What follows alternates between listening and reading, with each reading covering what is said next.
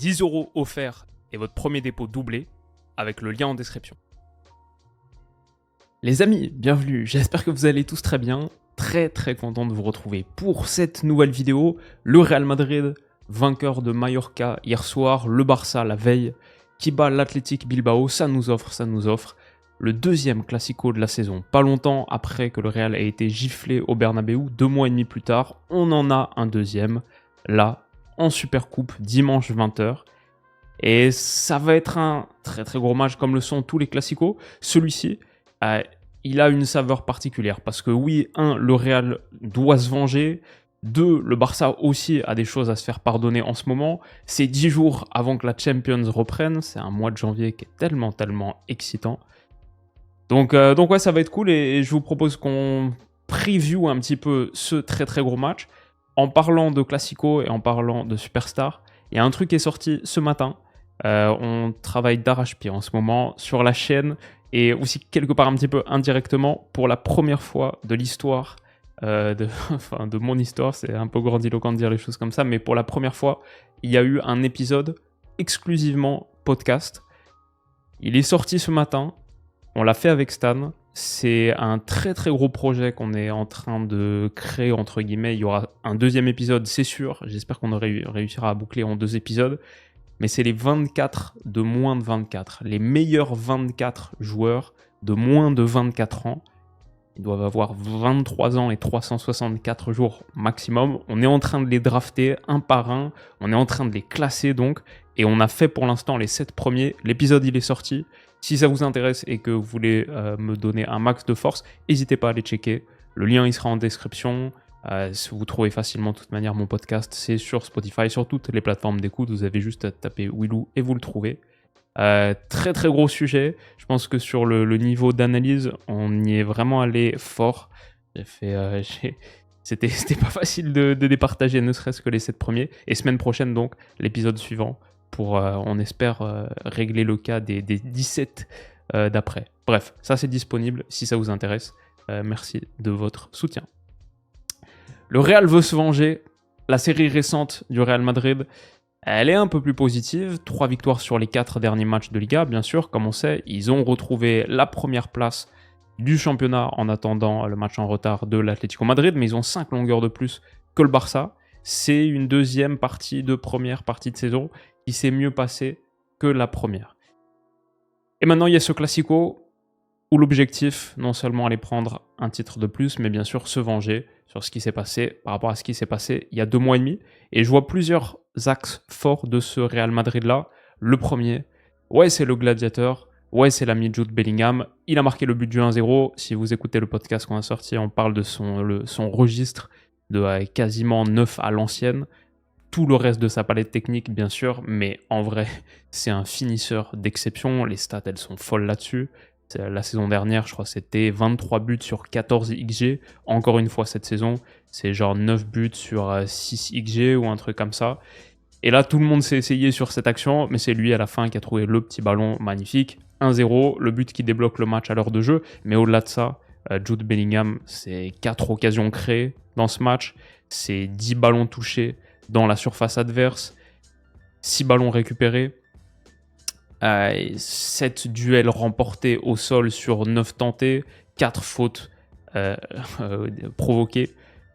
Et juste, il était absolument de partout. Donc, quand Jude est à ce niveau, c'est forcément un énorme point fort pour le Real Madrid. Il est revenu à un niveau tellement élevé. Et ouais, pour moi, c'est le meilleur madrilène de la saison. C'est assez clair. Et il est assez haut dans mon 24 under 24. Je vous laisse aller découvrir ça. Encore un gros tacle là pour relancer un cycle de possession, les percées qu'il a sur son côté, son jeu d'association. Il est vraiment en très grande forme et juste lui est une menace. Justement, quand on parle d'association, pour moi le deuxième point fort de ce Real Madrid, c'est le jeu d'association néo-galactique, le fait d'avoir 4 des meilleurs offensifs de la planète sur le terrain à tout moment. Ça crée des combinaisons sympas entre Jude et Vini, entre Rodrigo et Jude. Là, c'était Mbappé pour le coup qui perce. Ils sont 2 comme ça. Il y a Vini, ok, qui attire un petit peu les 2 défenseurs centraux, mais grosso modo, cette action-là, à la 37e minute, c'est juste les 2. Hein. C'est personne d'autre que les deux qui attaquent 5 Mallorcains. Et c'est juste un 1-2 que Mbappé a réussi pas trop à contrôler en pleine surface, mais la passe, elle était parfaitement à la limite du hors-jeu.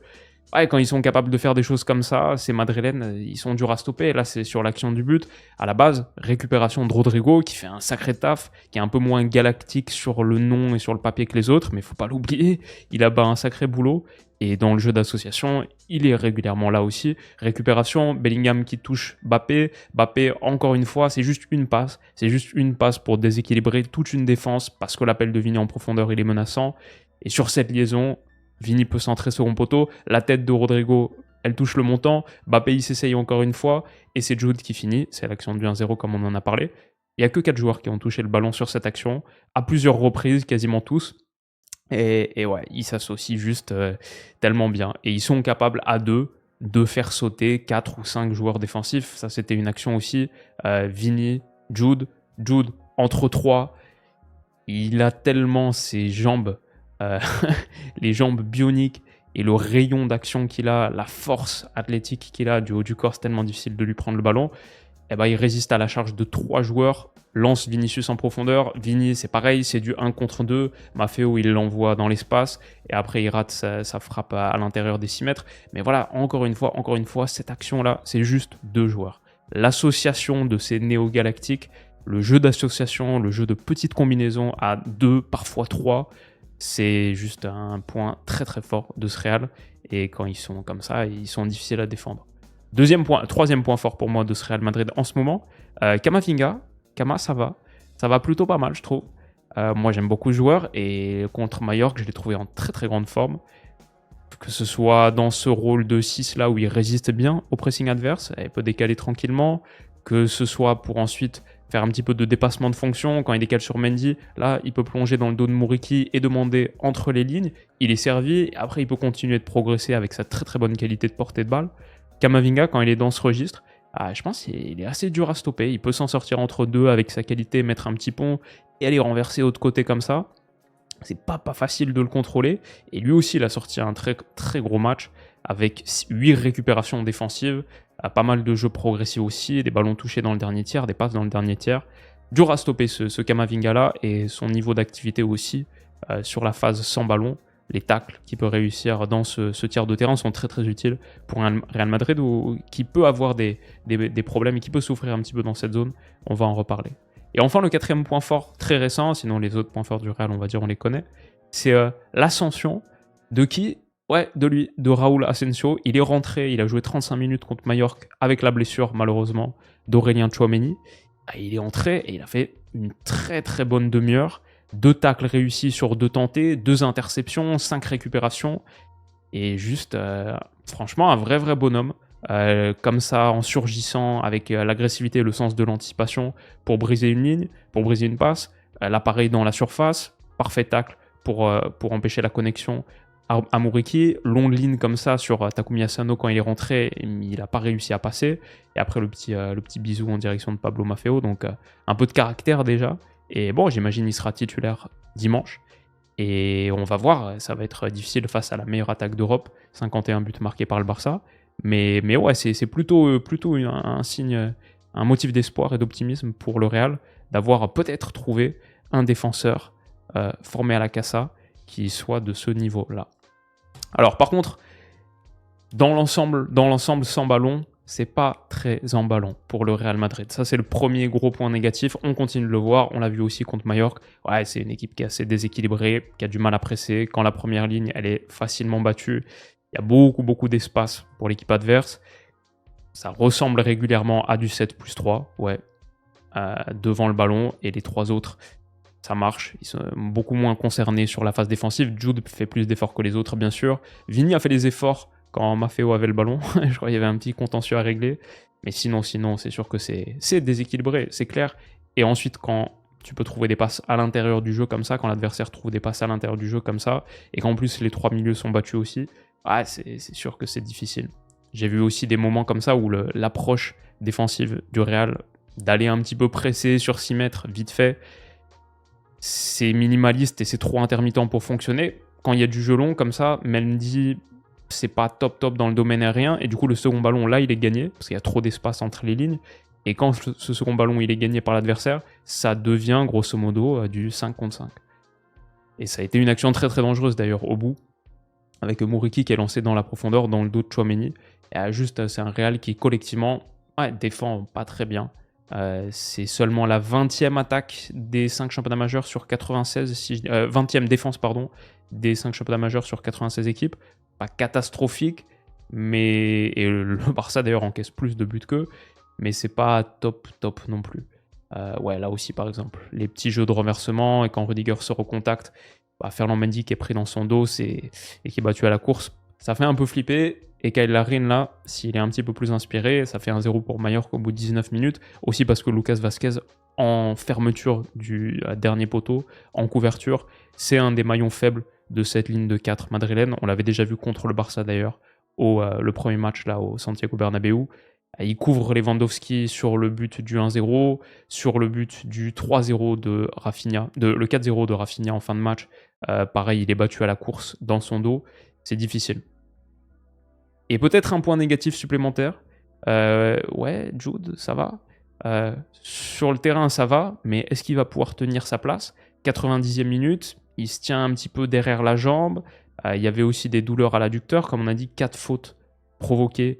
Il a pris taquet de coups pendant tout le match contre Mallorca. Et ça fait un petit peu flipper parce que Carlo Ancelotti a dit qu'il y avait une vraie douleur à la fin du match. Qu'est-ce qu'il a dit ? J'ai plus les mots exacts. Il a précisé qu'il s'agissait d'une surcharge musculaire pour les deux joueurs. Le diagnostic d'aujourd'hui, c'est qu'apparemment Bellingham et Valverde aussi qui étaient touchés sont disponibles.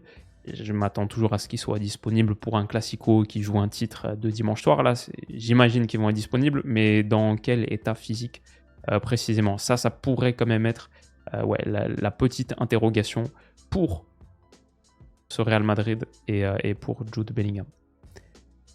On passe au Barça. Un premier titre pour Flick. Un second classico remporté cette saison à aller chercher. L'enjeu, il est énorme pour un Barça qui a des choses à se faire pardonner. Le fait d'être sur une victoire seulement sur les 5 derniers matchs de Liga et d'avoir rétrogradé à la 3e place. Il y a plus de distance entre eux et le Real qu'entre eux et Bilbao derrière. 5 points de retard. Ce match, il ne fera pas gagner des points, mais il peut quand même marquer une petite inflexion mentale pour revenir un petit peu. 3 matchs sans victoire quand même en Liga sur les 3 derniers, même s'ils n'ont pas trouvé de réussite contre l'Atleti. Et ils ont, je sais pas, à se faire pardonner, mais en tout cas, la situation récente au Barça, c'était quand même pas le beau fixe, avec tout ce qui s'est passé autour de Dani Olmo, Pau Victor. Les deux sont réinscrits, les deux vont pouvoir jouer dimanche, si Hansi Flick souhaite les faire jouer. Mais c'était une situation quand même assez bancale pour le Barça. Il y a des points positifs, il y en a 2 déjà, dont on parle longuement dans le podcast sorti ce matin. Il y a l'enfant béni, il y a Lamine Yamal, buteur contre Bilbao avec une merveille de contrôle orienté pied droit, magnifique, le petit ballon par-dessus de Gavi, et cet enchaînement, c'était splendide. La qualité de passe qu'il offre, elle est toujours là, elle est toujours visible. Et juste quand tu as Yamal dans ton équipe, ça ouvre beaucoup d'espace. Et on l'avait vu au match aller, Real n'avait jamais vraiment trouvé la solution face à lui. Deuxième gros point fort, quand tu as le meilleur milieu central du monde, quand tu as Pedri, c'est pas mal aussi. Et contre Bilbao, que ce soit les transmissions avec Gavi, le retour de Gavi aussi qui fait beaucoup de bien. Il y avait son geste un petit peu lunaire à la longue ligne de touche où il défait de basque pour aller ensuite lancer la transition. C'est ça Pedri. Et c'est juste un joueur phénoménal qui a réussi 9 récupérations dans ce match aussi, 6 actions défensives. Il y a eu un gros volume offensif, la qualité technique est là, le fait qu'ils soient impossibles à presser. Quant à Pedri, t'es toujours dangereux. Et le Barça peut compter sur Yamal, sur Pedri, les deux joueurs les plus importants de cette équipe. Yamal cette saison, sans Yamal, c'est 1 point pris sur 15 possibles en Liga. Et Pedri à l'époque, sous Xavi, c'était 90% de victoire avec lui, 55 ou 60 sans lui. À une époque, c'était bien sûr très très marquant, très flagrant. Les deux seront là et les deux sont en bonne forme. Collectivement, encore un point fort pour le Barça. Pour moi, ça ressemble à la meilleure équipe des deux, quand même. Je vois plus de pression réussie, de pression qui aboutit. Ça, c'est sur l'action du 2-0. Je vois de l'engagement défensif qui est substantiellement plus rassurant. Je vois toujours ce que le Barça a réussi à faire à la fois sur le jeu positionnel, mais aussi ce qu'ils ont ajouté sous Flick, le jeu dans le dos, avec Rafinha dans la profondeur, une équipe plus variée dans son approche offensive, qui repose moins sur les individus peut-être et sur leur jeu d'association, et plus sur des principes collectifs clairs, établis. Ça c'est un vrai point fort, je pense, pour cette équipe. Et enfin, Koubarsi, si, absolument, parce que à la fois pour tenir la ligne haute, et qui ça aussi est un signe de la qualité tactique collective de ce Barça, il n'y a aucun problème, mais aussi sa qualité tout court d'interception, je trouve qu'il prend en maturité. Il y a encore des petites erreurs, il y a encore des petites lacunes, il n'a encore que 17 ans, mais je vois une progression chez Koubarsi qui est à un niveau qui est déjà là actuellement très très costaud. Donc avec ça, le Barça aussi, et avec Nigo qui est pas trop mal, le Barça a des atouts. Mentalement, par contre, c'est sûr que la série, comme on a dit, elle est moins bonne. Le fait de rester sur 2 défaites consécutives en Liga juste avant les fêtes, les Ganes, l'Atlético, le fait d'encaisser quand même pas mal de buts, comme on a dit, quasiment, depuis 2, ça encaisse pas, mais avant ça encaissait quasiment à toutes les rencontres.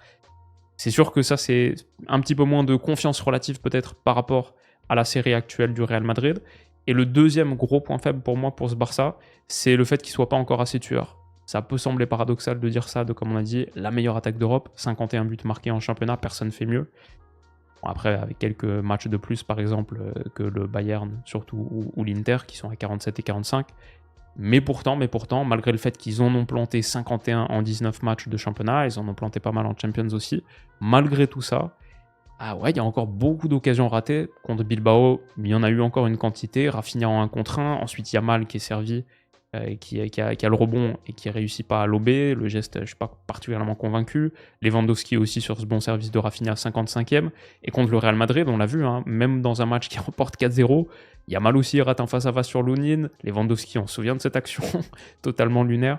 Et c'est pas juste quelques actions isolées comme ça, les chiffres le confirment. Si on regarde la différence entre but et XG pour les joueurs du Barça, même un Lamine Yamal est que à plus 0,2, donc il est genre à la moyenne, rien de spécial pour un joueur de sa trempe, et un Rafinha est à moins 0,6.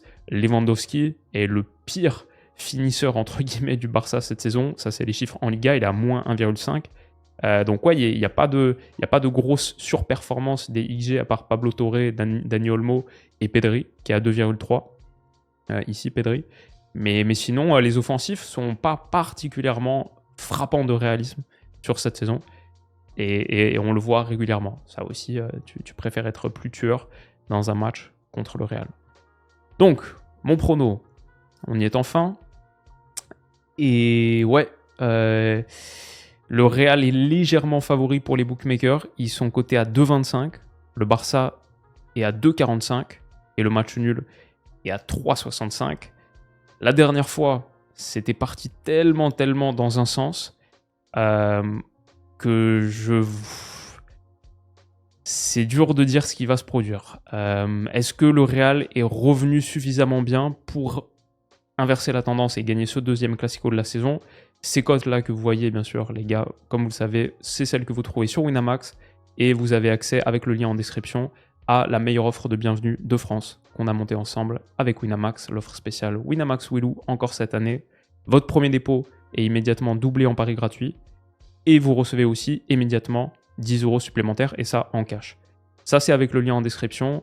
Dès votre premier dépôt, vous bénéficiez de cette offre. Dépôt minimum c'est 15 €, ça peut monter jusqu'à 100, mais si vous le faites, bien sûr, soyez majeur, c'est strictement interdit aux mineurs et misez plutôt des petites sommes, d'autant plus sur un match aussi imprévisible que celui-ci.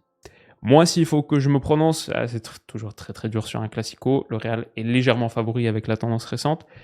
Moi, je veux dire, aujourd'hui, je trouve le Barça un peu plus complet dans son projet de jeu encore, et que les défaites récentes, notamment celle contre l'Atleti, je ne sais pas si elles doivent être parfaitement indicatives d'une tendance, parce que franchement, ce match, tu le rejoues 10 fois, je pense que le Barça le gagne 8 fois plutôt que de le perdre.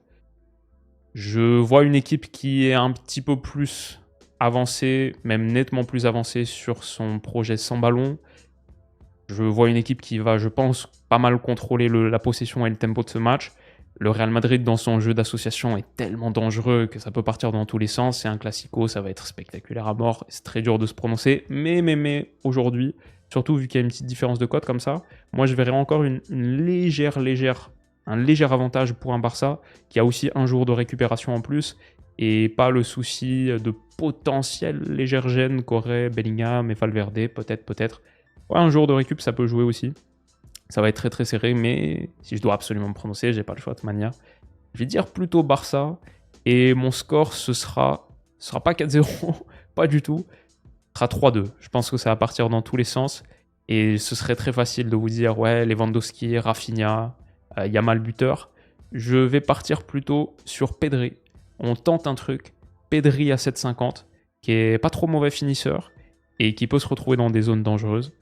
Et c'est juste Pedri, donc à tout moment ça peut arriver. Ça arrive pas si souvent que ça. Chaque saison, il a rarement dépassé la barre des 6-7 buts, je pense. Mais allez, on le tente sur ce match de Supercopa, l'ami Pedri. Qu'est-ce que vous en pensez? Dites-moi ça en commentaire. Nous, il nous reste un surnom à donner. Tidjane Reinders, c'était le dernier que je vous proposais la dernière fois. Et beaucoup de très très bonnes propositions. La Renaissance, j'aimais beaucoup. Le coloriste, des références aux Pays-Bas, des références à la peinture, des références à Milan. À la fin, celui qui réunissait un petit peu tout, j'aimais bien le navigateur, lié au fameux canot de Milan, les Navigli. Effectivement, j'étais à Milan l'autre jour, j'étais dans ce quartier, magnifique. À la fois ça, la capacité à naviguer au milieu de terrain avec sa technique fine, je suis d'accord, moi je l'appelais le point guard la dernière fois, capacité à remonter tout le terrain et juste beaucoup d'élégance et d'aisance. Enfin, je pense que c'est adapté parce que le navigateur a un peu une consonance qui rappelle un capitaine de navire, ouais, carrément même, qui reflète son rôle de leader technique qui commence à prendre au sein de l'AC Milan, le navire AC Milan à travers les mers mouvementées d'Europe. Et j'ajouterai aussi l'histoire de la navigation néerlandaise, bien sûr, si vous allez au Rijksmuseum, vous le verrez, vous verrez toute l'ampleur de ce peuple de navigateurs. Et pour TJ Reinders, donc, je trouve que le navigateur, c'était pas mal. Ça nous donne, quelqu'un m'a demandé de récapituler les surnoms qu'on a donnés pour l'instant, il a tout à fait raison. Ça nous donne le prince de Pulheim pour Florian Wirtz, la réponse pour Jamal Musiala avec son numéro 42, le griffon pour Alexis Sack, le suédois, la vitesse dans les airs, la qualité dans les airs, la qualité au sol, comme l'avion qui équipe l'armée suédoise. L'enfant béni pour Lamine Yamal, bien sûr, la photo avec Messi, le prodige, le destin. Le gladiateur pour Bellingham, quand il joue au Bernabeu, il se sent comme entrer dans l'arène, dans le Colisée, il se sent être un gladiateur. Ça reflète tellement bien son tempérament et toutes ses qualités. Et donc on a le navigateur, le 6e, pour TJ Reinders. Le 7e que je vous propose, c'est le buteur de dimanche, Pedri. Qu'est-ce que vous avez en stock pour Pedri? Et ça fait... On est pas mal, hein. Sur les 7 premiers, il y a de la qualité, c'est de beaux petits joueurs. Donnez-moi ce que vous pensez pour Pedri, et on se retrouve dimanche pour l'analyse de ce classico. Prenez soin de vous les amis, et bon week-end. Bisous.